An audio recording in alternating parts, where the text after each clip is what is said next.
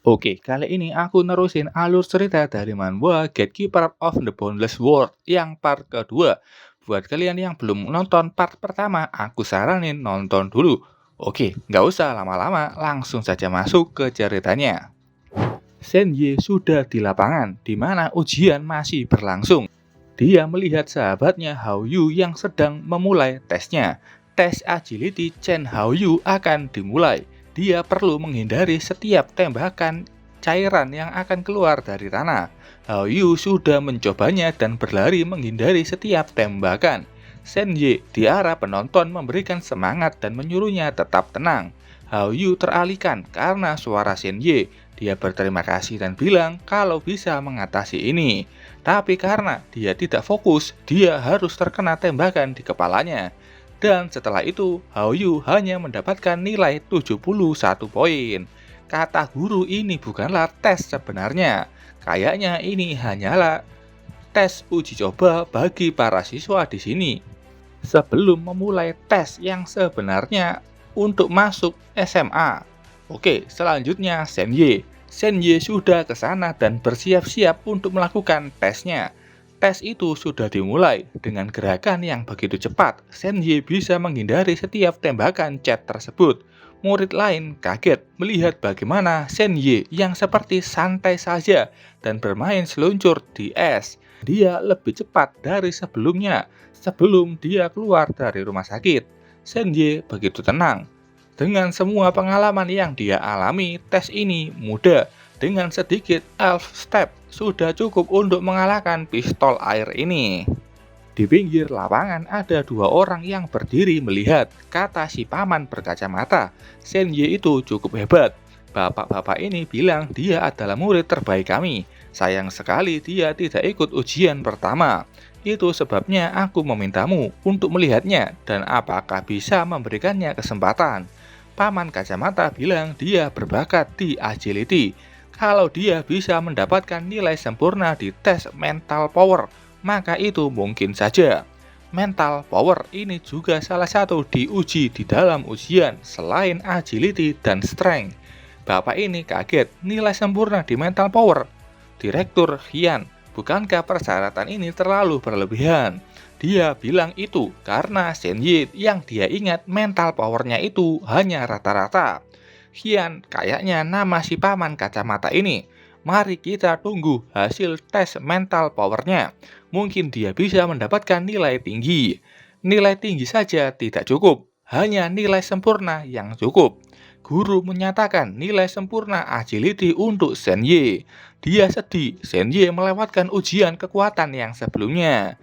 Shen Ye berterima kasih dan belum menyerah untuk ujian SMA lainnya. Setelah itu istirahat makan siang dan guru mempersilahkan muridnya untuk makan dan akan lanjut di sore hari. Hao Yu senang pada Shen Ye yang mendapatkan nilai sempurna dan mengajaknya untuk makan. Shen Ye menyuruhnya untuk mandi dulu. Aku akan tunggu di kelas dan membaca buku. Hao Yu paham dan memintanya untuk menunggu di kelas. Setelah itu di kelas, tampak Shen Ye tertunduk lemas. MTK, fisika, dan kimia tidak ada perubahan karena mereka sama seperti di dunia asalnya. Tapi bagaimana dengan bahasa dan pengetahuan sains, tokoh-tokoh sejarah, peristiwa, dan bahkan karya sastra? Di dunia ini sama sekali berbeda. Rasanya seperti dua memori yang berbeda bentrok di kepalanya. Saat lagi pusing-pusingnya, tiba-tiba saja ada tendangan kasar di mejanya dan membuat Shen Ye terdorong. Itu ulah Sun Ming. Dengan wajah tuanya, dia datang dengan emosi. Sudah kubilang Shen Ye, ini belum berakhir. Shen Ye tenang-tenang saja dan bertanya, apa Zhao Yibing yang mengirimmu? Sun Ming tertawa, Yibing tidak lagi mau bicara denganmu. Dia memberikan tanda pada orang di luar dan saat itu datang beberapa murid lain. Shen Ye, saat kau nggak sekolah, kekuatanku menembus angka 2. Ayo bertanding. Mari kita lihat apa 2 poin agility-mu atau 2 poin strength-ku. Dan kita lihat siapa yang akan menjadi nomor 1 di sekolah. Shen Ye tersenyum, kenapa repot-repot? Kita semua ini sekutu. Dia mengaktifkan titel One of Us. Semua orang di sana terkena efeknya dan mulai menganggap Senji itu rekannya dan tidak lagi memiliki niat bertarung dengannya. Senji lega karena ini hanyalah perkelahian antar pelajar. Tidak ada orang-orang ini yang benar-benar mau membunuhnya. Dan setelah 10 detik, efek titelnya berakhir. Semua orang di sana berubah lagi menjadi bermusuhan dengan Senji. Senji tahu dengan efek ini hanya dapat digunakan sekali dalam sehari. Ini benar-benar tidak berguna. Akhirnya Senji mendivor titelnya itu, dan dia mendapatkan 3 poin atribut dari menelan titel tingkat hijau. Setelah itu Senji meningkatkan atribut strength-nya. Sistem memberikan pengingat, selain 3 poin yang baru didapatkan, Anda juga dapat dengan bebas menggunakan poin atribut yang sebelumnya ditambahkan ke agility Anda. Apakah Anda ingin menggunakan dan menambahkan ke strength Anda? Senji kaget, itu bisa. Poin yang sebelumnya digunakan bebas dialokasikan. Kalau gitu nggak bisakah aku langsung beralih dari agility assassin menjadi strength knight? Oke, tambahkan semua 4 poin itu ke atribut strength. Sekarang strength Senji menjadi 5,2 yang awalnya hanya 1,2. Saat itu ada murid yang menahan gerakan Senji dari belakang dan bilang jangan lari Senji, lawanlah Sunming dengan adil. Yang begini dibilang adil, itu adalah perkataan orang bodoh. Sunming sudah berlari maju dan menyiapkan tinjunya. Berapa banyak tulang rusuk yang akan siap kau patahkan? Sunming sudah meninju perut Senji yang tidak bisa bergerak karena ditahan dari belakang. Tapi wajah Senji biasa saja dan tidak seperti orang yang seharusnya kena tinju. Saat itu Sunming merasakan tangannya begitu sakit. Dia melihat jari-jarinya yang patah karena meninju perut Senji. Dia berteriak kesakitan. Rata-rata orang dewasa tidak terlatih, mempunyai stat strength dan agility itu 1 poin. Senji dengan mudah meloloskan diri dari orang yang menahannya dan berbalik memberikan sebuah tinjuan tepat di pipi orang itu. Strength atau kekuatan sebagai stat dasar bukan hanya tentang otot mentah. Murid lain kaget bukan main, Senji dengan mudah lepas dari cengkraman itu. Strength ini tentang ketahanan tulang dan otot, kekuatan organ dalam, fleksibilitas meridian, daya ledak daging dan darah, lalu juga laju kerusakan sel-selmu. Pada dasarnya itu adalah kekuatan hidup, dan semua faktor itu berpadu untuk menciptakan stat strength seseorang. Murid lain yakin strength Senji lebih tinggi dari Sunming. Senji berjalan mendekati Sunming. Serius, aku sudah bolos ujian, dan kalian masih mengejarku. Dengan ujian masuk SMA yang semakin dekat, kalian mengeroyokku, mencoba menghancurkan hidupku, dan semua itu karena kecemburuan kecil. Sunming mengerang kesakitan. Sialan kau, Senji, dasar bak. Senji menarik keranya. Kalau itu murid lain atau bahkan aku yang dulu, kalian mungkin akan memasukkan mereka ke rumah sakit. Sunming kesal dan bilang kami mengacau. Maafkan kami, kali ini kumohon. Kau mempermalukannya, memukulinya, dan mencoba menghancurkan masa depannya. Dan kau pikir aku akan memaafkanmu begitu saja? Senji dengan kuat melemparkan tubuh Sunming ke tembok. Teriakan keras Sunming terdengar sampai keluar gedung sekolah. Saat itu guru datang ke kelasnya dan bertanya apa yang terjadi. Dia bisa melihat bagaimana Sunming dan anak buahnya sudah babak belur dihajar sama Senji. Dan Senji duduk tenang di sana. Dengan akting menangis, Senji bilang, akhirnya kau di sini guru. Mereka menindasku. Guru itu kaget, apa yang kau bicarakan? Kau menghajar mereka dan kau bilang mereka yang menindasmu. Zhao Yibing yang juga di sana pun kaget dan dia bilang kalau salah perhitungan. Tidak mungkin gabungan orang-orang itu nggak sebanding dengan Senji. Dia dari tadi terus memakai HP-nya dan ada pesan yang bilang kalau itu sudah selesai. Temannya bertanya apakah Yibing menyesal.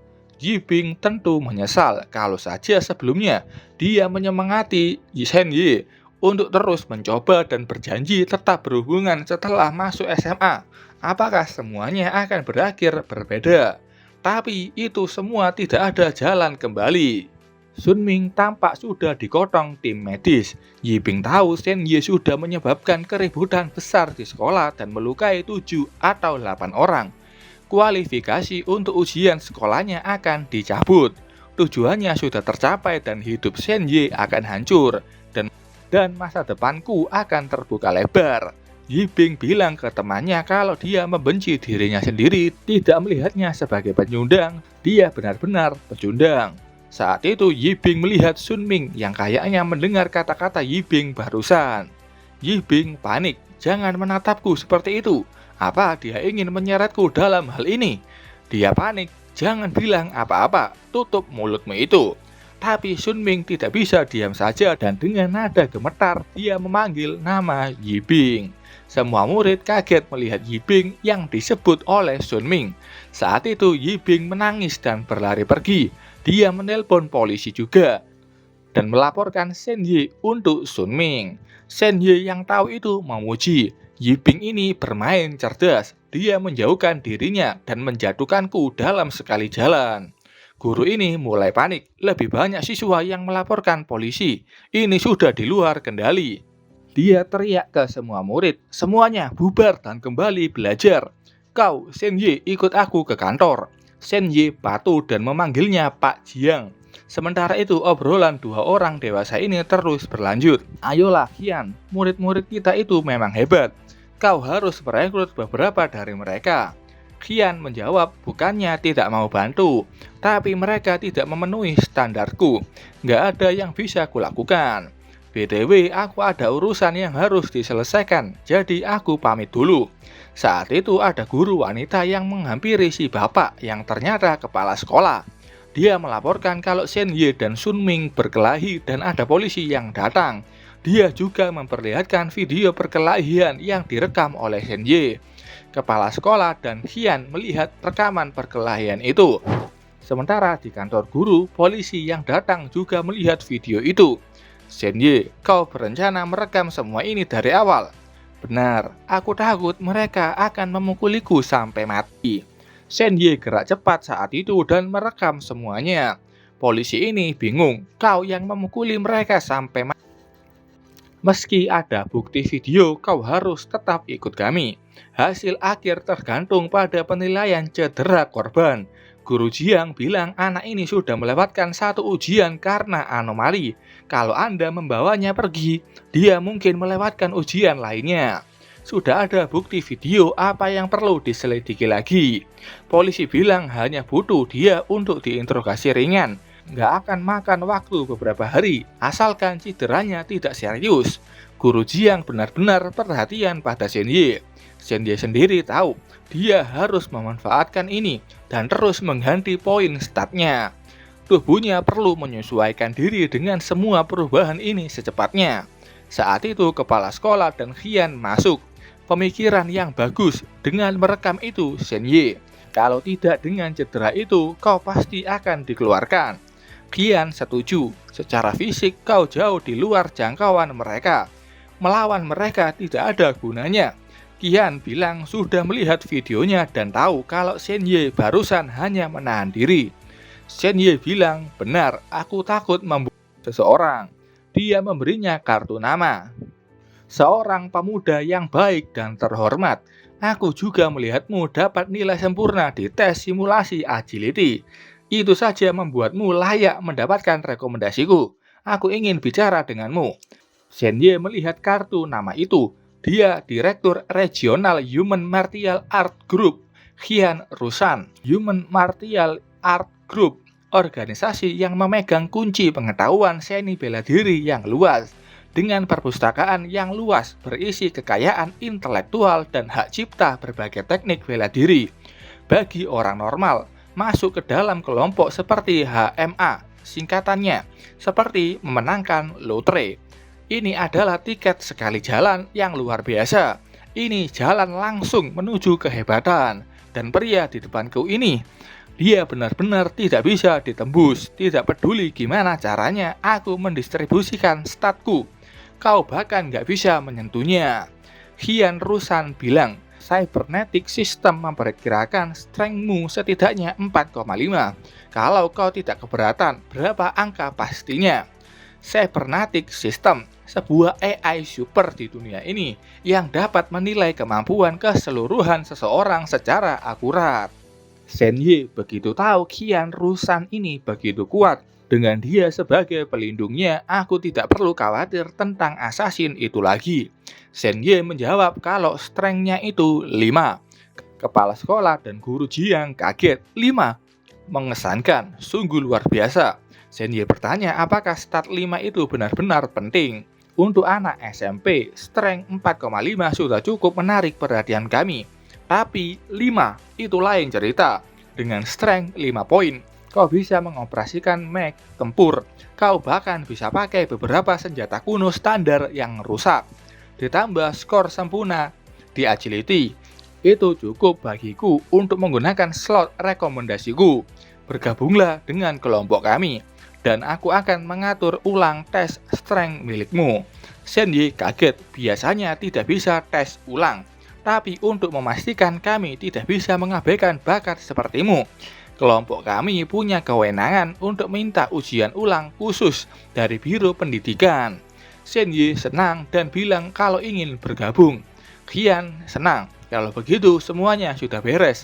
Seseorang akan menghubungimu untuk membuat pengaturannya.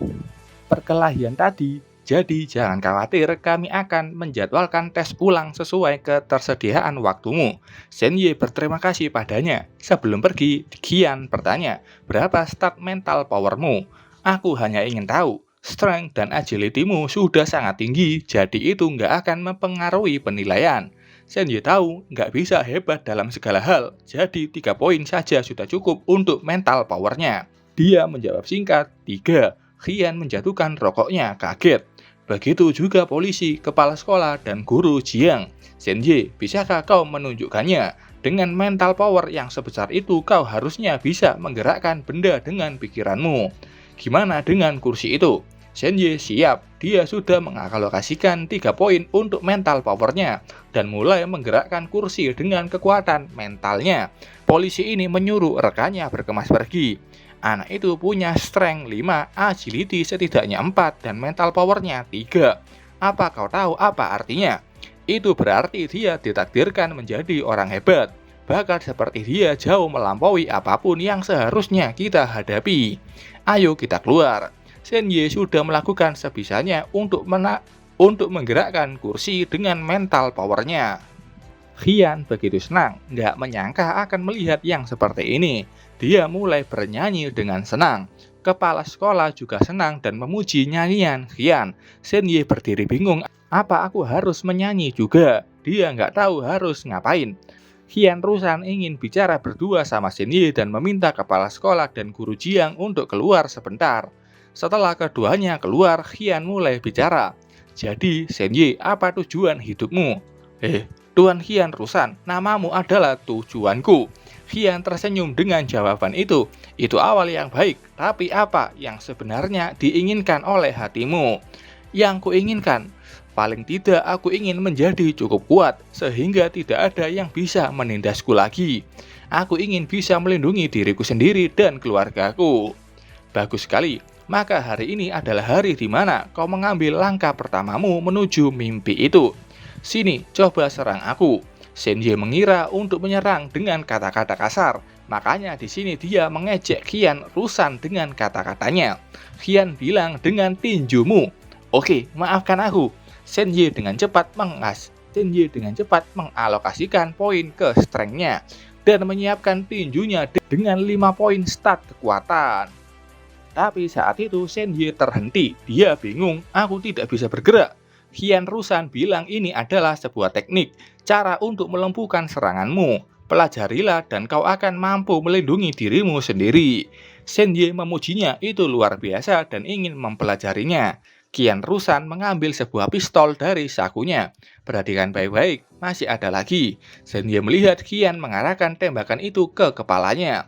Dan saat tembakan itu meluncur, Senye kaget. Itu adalah teknik lain, seni rahasia dari organisasi kami. Teknik ini dapat menangkis semua jenis proyektil.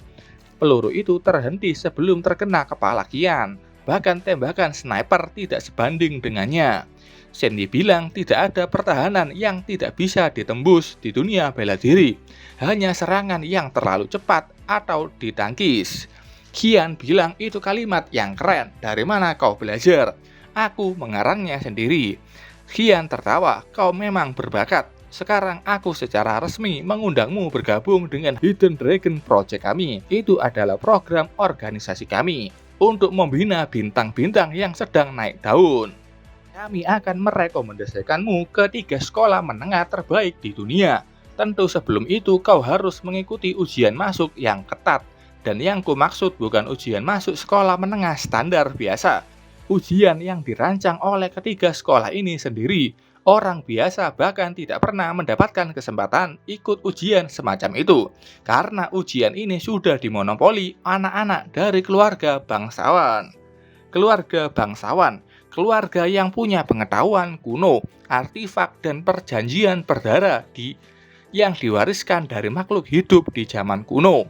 Keluarga kuno ini punya lebih banyak warisan seni bela diri daripada kelompok kita. Mereka juga menguasai wilayah yang sangat luas, populasi, dan kekayaan. Keluarga bangsawan ini berkuasa. Rakyat biasa terpisah seperti jurang yang tidak bisa diatasi. Shenyi baru tahu apakah itu berarti kakek Shenyi berasal dari salah satu keluarga ini. Hidden Dragon Project dirancang untuk menemukan individu berbakat sepertimu yang tersembunyi di antara orang-orang biasa. Kami akan membantumu masuk ke akademi bergengsi. Bahkan kalau kau gagal ujian, kami akan menjaminmu mendapatkan tempat di sekolah menengah papan atas lainnya. Kalau kau berhasil masuk salah satu 3 sekolah teratas itu, organisasi akan memberimu dukungan penuh, mengamankan sumber daya dan membimbingmu menuju karir masa depan berdasarkan bakatmu. Ketika kau mencapai puncak, kau akan kembali ke organisasi dan bekerja untuk kami. Tentu saja dengan kompensasi terbaik. Pikirkanlah dengan baik, Shenyi. Shenyi di dalam hatinya mulai mengerti, inilah dunia di mana kekuatan berkuasa penuh. Shenyi tersenyum dan bilang menerima undangan Qian Rushan. Keluarga Shenyi dulunya keluarga bangsawan. Mungkin, entah kenapa ayahnya diusir oleh ayahnya sendiri. Sekarang mereka menjadi orang biasa. Setiap menemui anomali, polisi tidak akan berani menolong. Orang tuanya bahkan mengemis dan meminjam 1 toniks untuknya. Tapi bagi keluarga bangsawan, hal itu bukanlah apa-apa. Dan hari ini aku menyakiti seseorang, tapi nggak menghadapi konsekuensi apapun. Karena aku sudah cukup kuat untuk berada di atas aturan yang berlaku bagi orang biasa.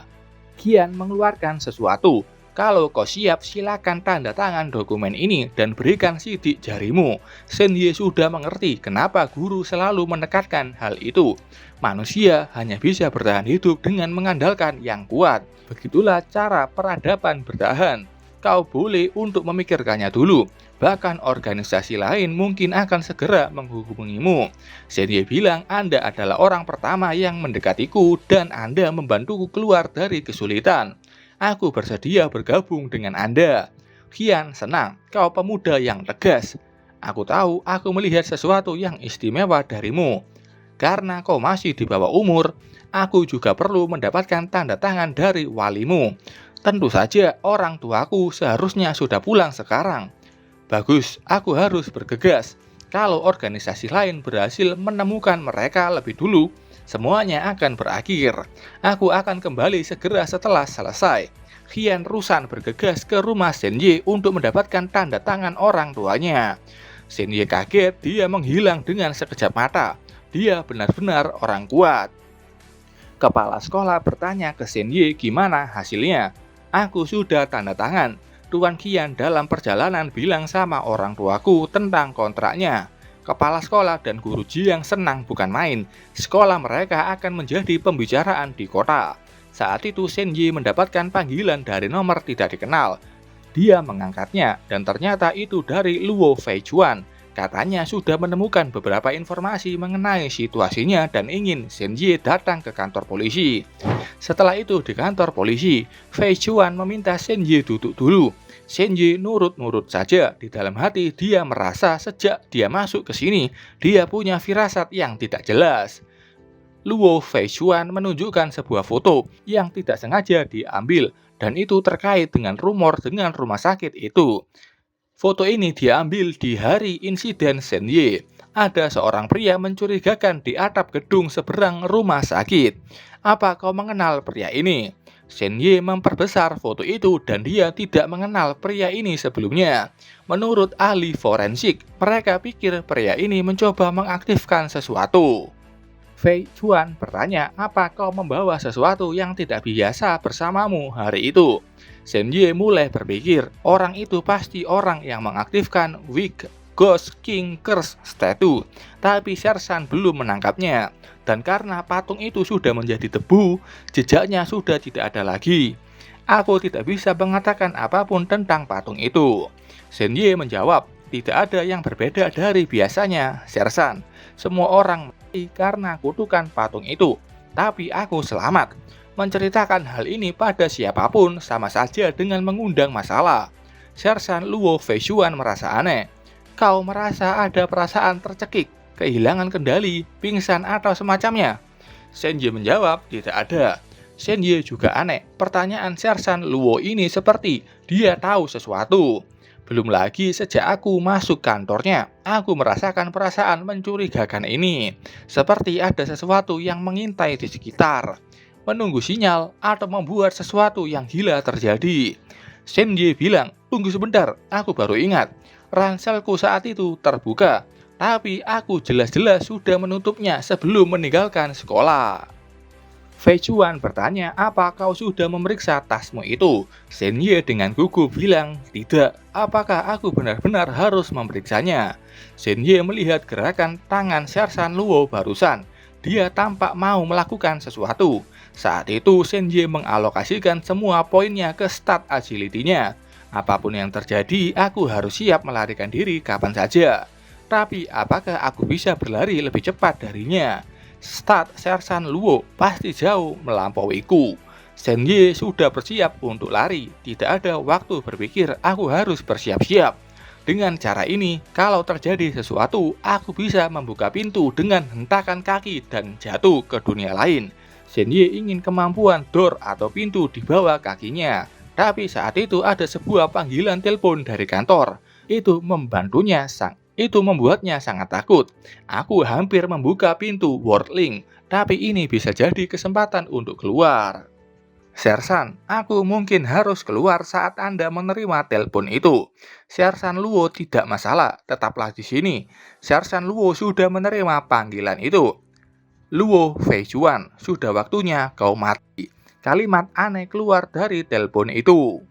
Dan saat itu muncul energi merah yang aneh dari tubuh Luo Feishuan. Shen Ye kaget, apa yang terjadi di sini? Seorang asasin. Tidak, tunggu, ini ditunjukkan pada Sersan Luo bukan untukku. Apakah ini teknik yang dibicarakan oleh Direktur Hian? Sersan Luo kesal, mereka ada di luar kantor polisi. Dengan cepat Sersan Luo keluar dari jendela dengan menghancurkannya.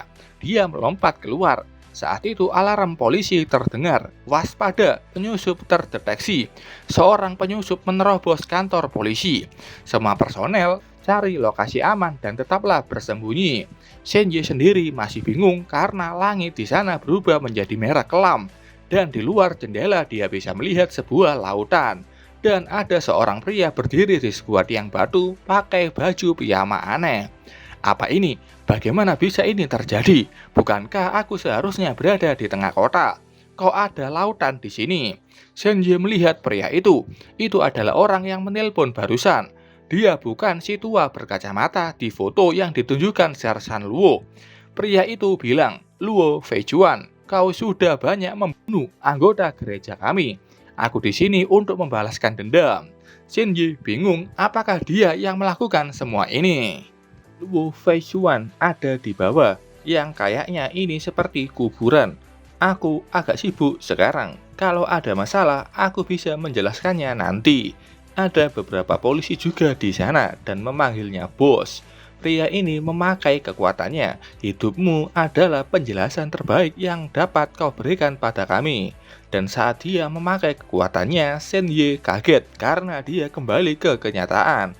Mereka berdua sudah pergi. Aku khawatir Sersan Luo tertinggal di lautan itu.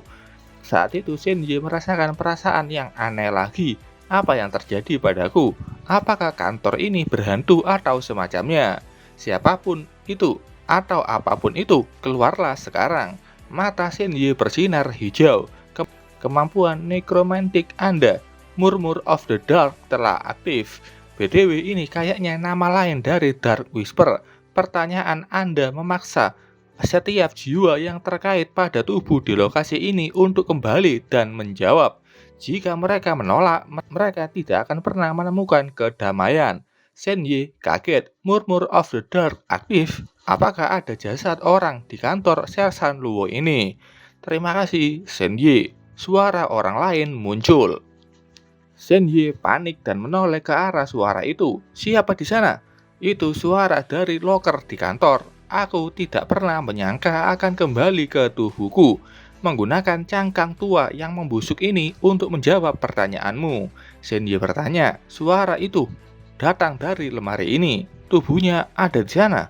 Dan suara itu terdengar familiar. Tunggu, jangan bilang itu tidak mungkin.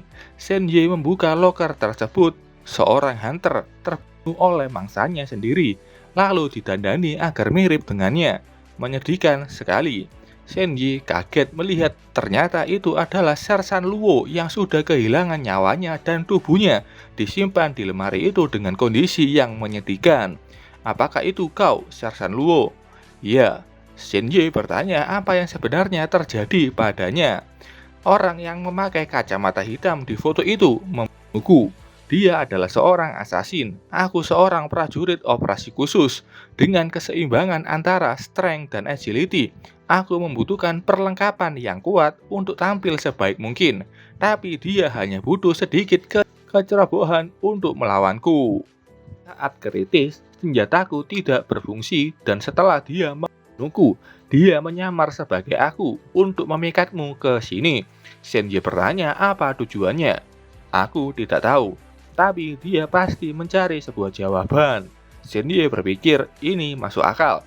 Kutukan Weak Ghost King Statue tidak pernah gagal sebelumnya. Dia pasti ingin tahu bagaimana cara Shenji bisa selamat. Untung saja ada orang gila yang menyerang di kantor polisi. Itu mengacaukan rencana assassin itu. Kapten Luo, penipu yang membunuh itu dibawa pergi oleh seorang pria berpiyama warna-warni menggunakan semacam sihir. Sihir apa? Shenji menjelaskan area di luar kantor sebelumnya berubah menjadi lautan, lalu kembali normal lagi. Tapi penipu dan penyerang itu tidak kembali bersamanya. Mangsanya berpakaian seperti hunter. Tapi dia tidak tahu hunter itu punya masalah yang lebih besar mengintai di belakangnya. Dari perkataan ini, kayaknya Sersan Luo memang mempunyai masalah sama gereja di mana pria berpakaian piyama itu berada dan datang untuk membalaskan dendam dan membunuh Luo Feijuan. Tapi pria berpiyama itu tidak tahu kalau Luo Feijuan sudah lama mati. Dan yang dia serang barusan itu seorang asasin yang menyamar menjadi Feijuan. Lanjut, Luo Feijuan bilang itu bukanlah sihir, itu adalah anomali. Ketika dunia lain tiba-tiba terhubung ke dunia lainnya, melingkupi, menginfeksi, makan suatu area, atau bahkan menculik orang, itu disebut anomali. Dan ada kasus terburuk, itu disebut calamity. Shenji bertanya, apa itu calamity? Itu terjadi ketika monster kuat dari dunia lain tiba-tiba masuk di dunia kita. Mereka berpotensi menyebabkan kehancuran yang sangat luas. Apa kau pernah mendengar tentang kota Jiangnan? Ya, aku mendengar gempa bumi yang belum pernah terjadi sebelumnya meratakan seluruh kota itu. Itulah penjelasan yang diberikan kepada masyarakat. Sebenarnya itu adalah contoh tentang adanya calamity. Lebih dari 13 juta orang berada di kota itu, namun tidak ada orang yang selamat. Kita tidak punya banyak waktu untuk mengobrol. Kau harus bertindak cepat. Anomali yang tadi itu termasuk kecil. Dengan batas waktu, asasin itu mungkin akan segera kembali. Shenji kaget. Kau bilang aku masih dalam bahaya. Sersan Luo mengatakan segeralah menuju ke gudang senjata di lantai 3. Di luar kau akan menemukan sebuah panel dinding perak dan kau harus memasukkan sebuah kode. Pergilah ke laci itu, ambil pulpen dan kertas, lalu tulislah. Ini kodenya. Cukup panjang dan sulit diingat kalau nggak ditulis. Kata Luo Feichuan, ada pulpen khusus di luar gudang senjata itu. Tuliskan kode di dinding dengan pulpennya. Begitu kau melaporkan kebenaran, kau akan menerima perlindungan. Waktu hampir habis, ini satu-satunya cara kau untuk tetap aman. Pergilah. Dan ya, itu adalah kata-kata terakhir Sersan Luo. Jiwanya sudah pergi. Shen Ye menatapnya sedih. Tidak heran polisi tidak ingin terlibat dalam kasus Shen Ye. Bahkan seorang sersan kepala polisi bisa mati karena ini. Di dunia ini, jika kau tidak cukup kuat, kau hanyalah daging. Haruskah aku mengungkap identitas pembunuhnya? Tidak ada gunanya. Dia mungkin punya kaki tangan di kantor polisi ini. Dan dengan kekuatannya, dia bisa membunuhku dengan mudah. Yang bisa kulakukan sekarang adalah mengikuti instruksi Sersan Luo dan mencari tempat aman di lantai 3. Shen Ye menutup lemari itu. Aku bahkan tidak bisa menjamin aku bisa membalaskan dendam Sersan Luo. Tidak dengan kekuatanku saat ini. Shen Ye merasa lemah dan sangat marah. Tapi, aku akan membalaskannya, apapun yang terjadi. Sersan Luo, aku akan memastikan kau beristirahat dengan tenang. Saat itu pintu kantor diketuk. Ada orang yang berbicara. Murid Shen Ye, apa itu kau? Ada anomali. Semua orang harus berkumpul di bawah untuk pemeriksaan. Shen Ye kaget bukan main. Pintu itu terbuka dan keluar si polisi gemuk. Shen Ye, keluarlah. Telah terjadi serangan dan semua orang harus ke Cybernetic Central System untuk pemindaian. Polisi ini aneh, menyuruh bawahannya turun lebih dulu. Katanya dia ingin mengobrol sama Sersan Luo dan Shen Ye.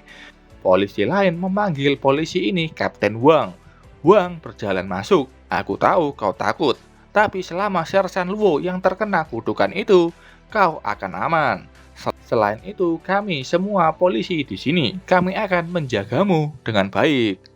Saat Wang melewati lemari di mana Sersan Luo disembunyikan, dia menyadari sesuatu kalau mayatnya sudah dipindahkan.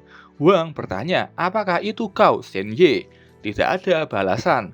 Dengan cepat, Wang menyisir kantor itu, tapi dia tidak menemukan apa-apa di sana. Apakah dia sudah lari? Yap, dia adalah asasin yang lainnya, yang sudah menyamar menjadi Wang. Rekan asasinnya membuat kekacauan yang sangat parah hanya untuk menyingkirkan satu anak, Shen Ye. Kata Wang, dia nggak seperti mereka. Aku tidak berguna seperti itu. Wang keluar dan memberitahu polisi lain lewat walkie-talkie. Semua unit, aku punya alasan kuat untuk mencurigai keterlibatan Shen Ye dalam insiden ini. Keluarkan peringatan ke seluruh kota. Tangkap dia di tempat. Semua orang menjawab siap. Dan ada pemberitahuan kalau Cybernetic Central System sudah menyelesaikan pemindaian lingkungan dan semuanya harap berkumpul di plaza luar aula untuk pemeriksaan. Wang sudah menutup kantor itu dan pergi, dan saat semua sudah aman muncul pintu World Link. Shen Ye berpikir cepat dan sembunyi di dunia Nightmare. Apakah mereka sudah pergi? Sepertinya dugaanku benar, asasin itu punya kaki tangan. Shen Ye berlari keluar lewat jendela yang sudah pecah. Aku bisa sembunyi di dunia Nightmare sampai keadaan aman. Tapi itu berarti aku akan kehilangan kesempatan untuk memberikan para asasin itu apa yang pantas mereka dapatkan. Dia lompat dan memanfaatkan pipa untuk menuju ke lantai 3. Shen Ye sudah masuk ke lantai 3 dengan aman. Dia melihat gudang senjata yang dibicarakan Sersan Luo. Shen Ye segera mengambil pulpen khusus tersebut. Aku harus cepat dan memasukkan kodenya. Saat itu ada suara lain. Aku tahu, aku memang mendengar sesuatu di sini. Itu asasin yang menyamar menjadi Kapten Wang. Wah, kalau bukan Shen Ye, siapa lagi? Apa yang kau lakukan di sini? Shen Ye dengan gugup beralasan ujian akhirku sebentar lagi. Jadi guru memberiku beberapa soal MTK. Aku harus menghafalnya. Shen Ye kesal, kenapa kode ini panjang sekali? Wang tahu kalau itu perangkat aktivasi darurat yang terhubung langsung. ke markas besar pemerintahan dunia. Bagaimana Shenye bisa punya kodenya? Wang segera menyerang Shenye dengan melemparkan tongkatnya. Dia bingung siapa yang memberikan kode itu ke Shenye. Tidak mungkin aku membiarkannya melangkah lebih jauh. Shenye memanfaatkan kemampuan pintunya dan menghalau serangan itu yang hampir menghancurkan pintu Worldling. Wang melompat mendekat. Apakah itu kemampuan bawahanmu? Shenye melihat efek serangan barusan. Untung saja pintu ini beradaptasi dengan lingkungannya. Kalau yang keluar itu pintu kayu biasa, aku pasti sudah mati sekarang. Wang menendang pintu itu dan terlempar ke arah Shenye yang masih sibuk menulis kode khusus. Shenye yang punya pintu itu bisa menghilangkannya sebelum terkena kepalanya. Wang kesal padanya dan bersumpah akan membunuhnya. Tapi sebelum sampai di dekat Shenye, pintu Shenye muncul lagi dan Wang menabrak pintu itu dengan begitu keras. Emosi Wang naik. Bagaimana pintu ini bisa tetap berada di lantai? Dia bingung dan akhirnya Shenye selesai juga menuliskan kode khusus itu. Setelah selesai muncul sebuah alarm lainnya. Kode sandi terverifikasi. Ini Kunlun, AI tertinggi pemerintah dunia, memulai penilaian darurat memindai area. Menemukan jasad Luo Feichuan, mengkonfirmasi identitas palsu Kapten Wang Suemu dari unit kejahatan besar, mengirim praktisi tingkat tinggi terdekat. Manajer distrik Qian Rushan dimobilisasi. Shenye kaget ternyata itu adalah Qian Rushan. Dalam 30 detik, penipu yang menyamar sebagai Wang Suemu akan dieksekusi. Hitungan mundur dimulai. Asasin itu masih percaya diri. 30 detik. Lebih dari cukup bagiku untuk membunuhmu dan melarikan diri dengan selamat. Shenye panik. Dia ingin masuk ke dalam dunia nightmare, tapi asasin itu menangkap tangannya. Kau benar-benar berpikir aku akan membiarkanmu melarikan diri? Hitungan mundur terus turun. Shenye panik melihat tinju itu sudah hampir terkena padanya. Tapi ada sebuah tinju lainnya yang mendekat ke kepala asasin itu. Hitungan mundur baru 5 detik. Tapi Qian Rushan sudah datang dan menghancurkan asasin itu dengan sekali tinjuan. Tidak ada pertahanan yang tidak bisa dihancurkan di dunia bela diri. Hanya perlu serangan yang terlalu cepat untuk bisa ditahan. Suara alarm itu tertawa keras. Si idiot ini dia pikir aku akan benar-benar menghitung mundur selama 30 detik. Qian bertanya apakah aku terlihat keren. Sangat keren, terima kasih atas penyelamatannya, manajer Qian. Setelah itu, di Biro Keamanan Nasional, Qian Rushan bilang aku menangani lainnya, tapi kau harus jujur padaku tentang kodenya.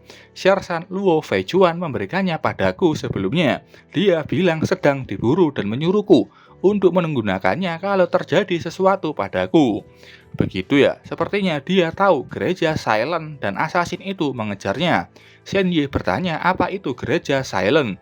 Mereka adalah organisasi tempat orang yang menyebabkan anomali sebelumnya berada. Mereka adalah kelompok psikopat.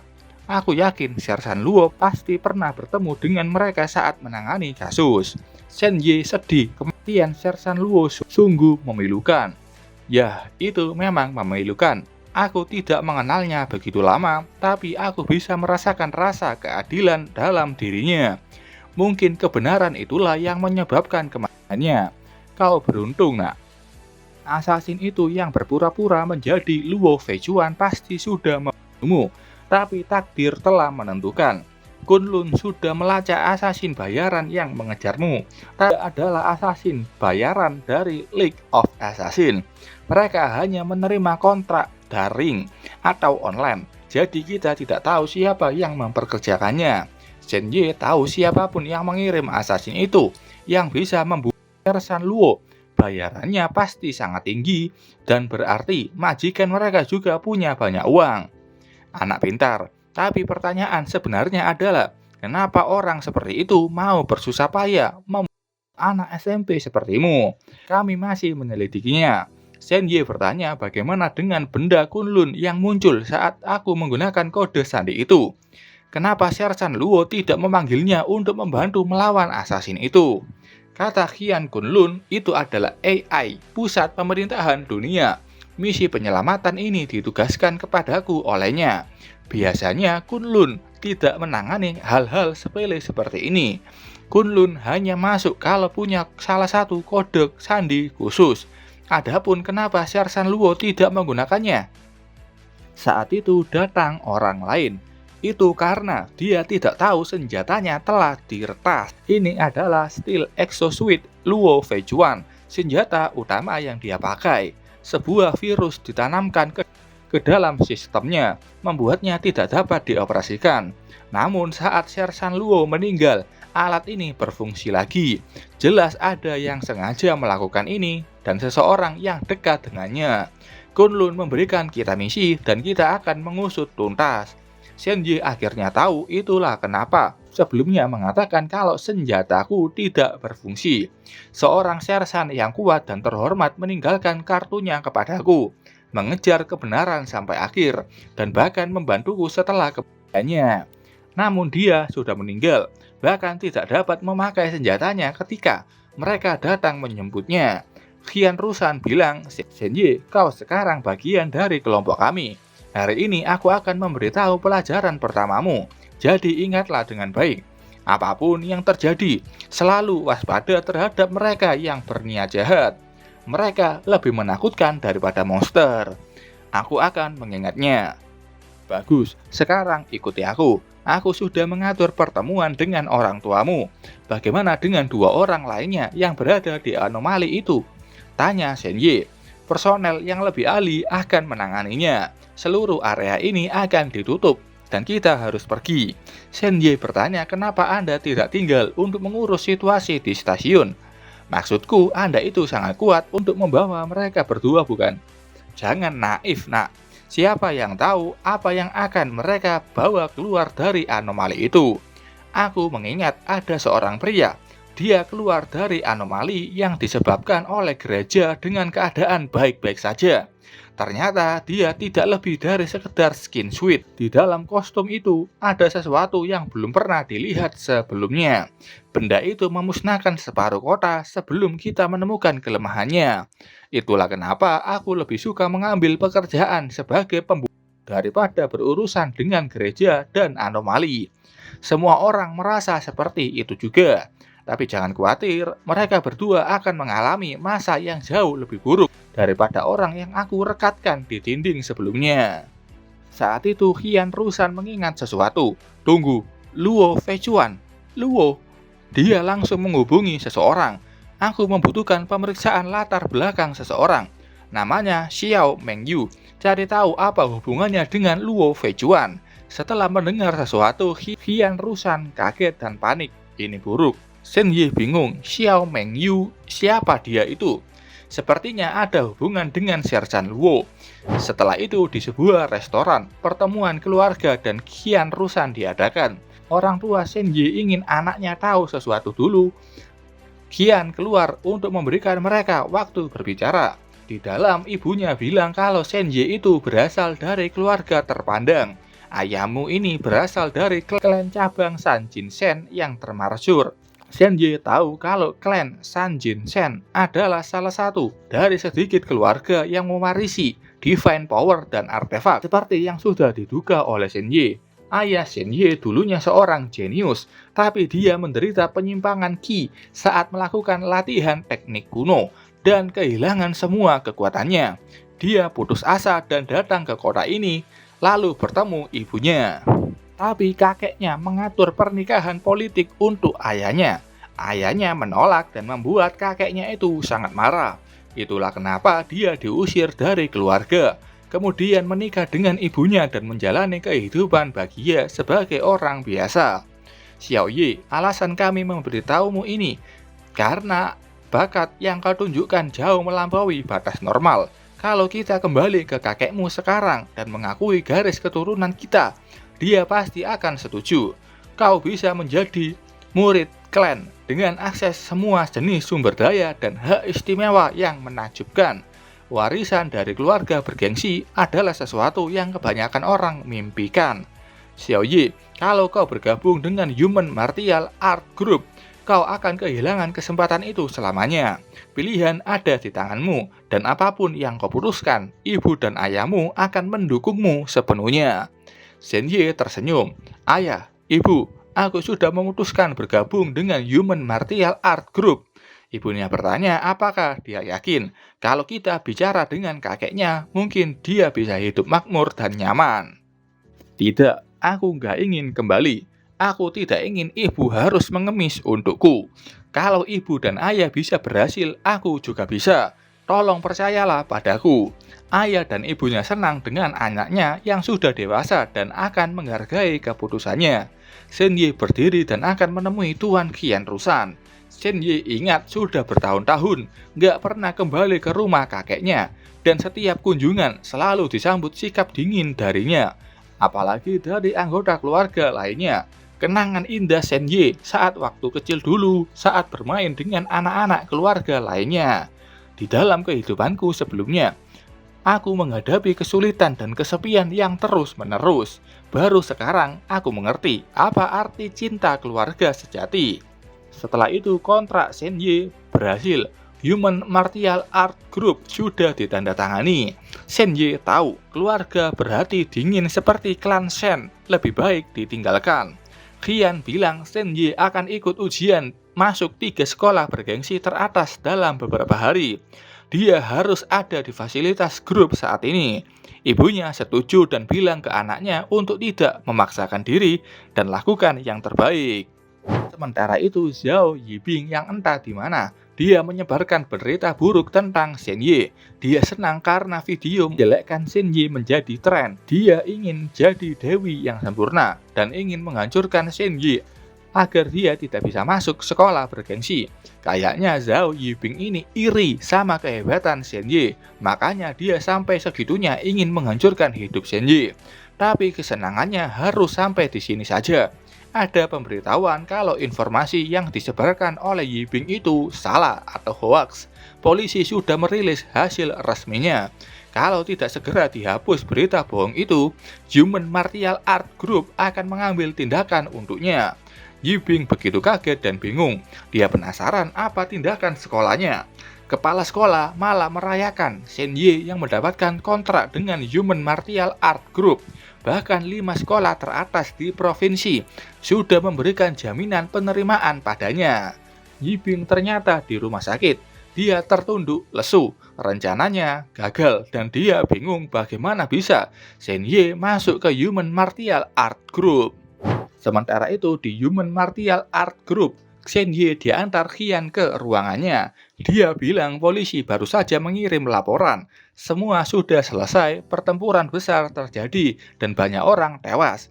Dan 1 orang ditangkap hidup-hidup. Senye tidak menyangka akan seburuk itu. Aku hanya membunuh orang itu dan memperoleh 5 poin prestasi. Senye tidak tahu apa itu poin prestasi. Poin prestasi ini bisa digunakan sebagai mata uang untuk membeli sebuah item seperti teknik, material, intel, dan senjata. Intel Senye yang memungkinkan semua ini terjadi. Tapi karena dia belum ada jabatan, jadi nggak ada poin prestasi untuknya. Senye menerima pesan dari Departemen Manajemen Prestasi dan Rank Persatuan Pemerintahan Dunia. Karena dia masih ada di bawah umur, jadi dia akan diberikan hadiah khusus saja. Kompensasi itu sudah dikirim di lobi gedung Human Martial Art Group. Senye kaget melihat pesan itu. Setelahnya di lantai 105, Qian Rusan bilang mereka hanya fokus ke dasar-dasar saat berada di sekolah menengah. Teknik bela diri sejati hanya akan dipelajari di SMA. Jadi kurasa itu adalah teknik pertarungan yang bagus. Senye bilang hanya bisa memakai gerakan ofensif saja. Dia sudah menjadi sasaran beberapa kali dan kalau bukan karena keberuntungan, Aku tahu, untuk saat ini sebaiknya kau tidak keluar dari rumah. Aku akan segera menyelidiki percobaan pembunuhanmu ini. Setelah sampai ada pegawai yang bilang rumor buruk tentang Senye sudah dibersihkan. Senye mulai sekarang, kau resmi bagian dari grup. Dan jatah bulan ini sudah ditransfer di akunmu dan gunakan dengan bijak. Anggap rumahmu sendiri. Aku masih ada pekerjaan lainnya, jadi aku tidak bisa menemanimu. Hubungi aku kalau kau butuh sesuatu. Pegawai lain akan menunjukkan kamar Senye. Dia berterima kasih ke Tuan Qian Rusan. Sampai di kamarnya, dia melihat banyak sekali ornamen dan benda kesukaan Senye yang sengaja ditempatkan di kamarnya. Bahkan artis favoritnya yang bernama Shu Mulin mengirimkan sebuah video panggilan khusus untuknya dan mengirimkan tiket konser untuknya. Itu benar-benar keistimewaan saat bergabung dengan Human Martial Art Group. Zenye berjalan keluar dari kamarnya. Untuk seorang rekrutan biasa, kelompok itu melakukan hal-hal yang sangat sulit. Jadi, inikah gengsi yang datang bersama kekuasaan?